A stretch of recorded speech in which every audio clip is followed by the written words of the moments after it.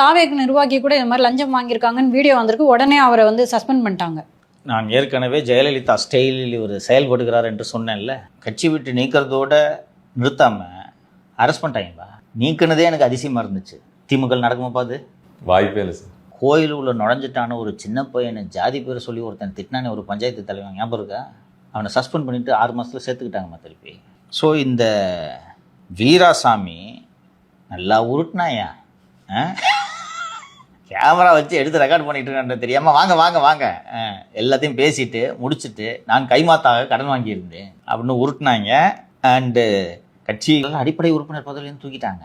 தூக்குனதோடு இல்லாமல் அரெஸ்டும் பண்ணிட்டாங்க. தலைவர் ஜிபேல மாட்டிக்கிட்டார் சார். ஜிபேல காசு பண்ணுவாங்க, நிதானம் இல்லை.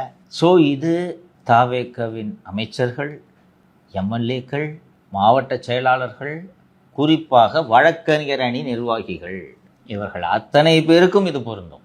நீங்கள் கண்காணிக்கப்படுகிறீர்கள் என்பதை நினைவில் வைத்துக்கொண்டு வேலை செய்யும். அவர் நான் தூய சக்தி ஆட்சி தரப்போகிறேன்னு சொல்லி அது தெரிஞ்சுதானே இப்போ இந்த கட்சியில் சேர்த்தீங்க. அப்புறம் போய்ட்டு இப்படி கை நீட்டினீங்கன்னா மற்ற கட்சியிலெல்லாம் கட்சியை விட்டு தான் நீக்குவாங்க, இங்கே ரிமாண்டும் பண்ணிடுறாங்க. நம்பாலுப்பா உடுப்பா அப்படின்ட்டுலாம் இந்த கவர்மெண்ட்டில் நடக்காது. புரிஞ்சுக்கிட்டு தாவேக்க நண்பர்கள் செயல்பட வேண்டும். இல்லை சார், இந்த சம்பவம் உண்மையிலே வரவேற்கத்தக்கது தான். ஆனால் வழக்கறிஞர் நியமனத்திலேயே மாவட்ட செயலாளர் ஃபுல்லாக காசு வாங்கினாங்க. ஆனால் அதில் மட்டும் ஏன் சார் நடவடிக்கை எடுக்கல? இவர் கையும் களமாக மாட்டிக்கிட்டாரு. உடனடியாக நடவடிக்கை. நீங்கள் குறிப்பிட்ட விவகாரத்திற்கு விசாரணை நடக்கவில்லை என்று சொல்ல முடியாது அல்லவா? இன்னொன்று, காசு வாங்கினவங்க எல்லாருக்கும் போஸ்டிங் வரல.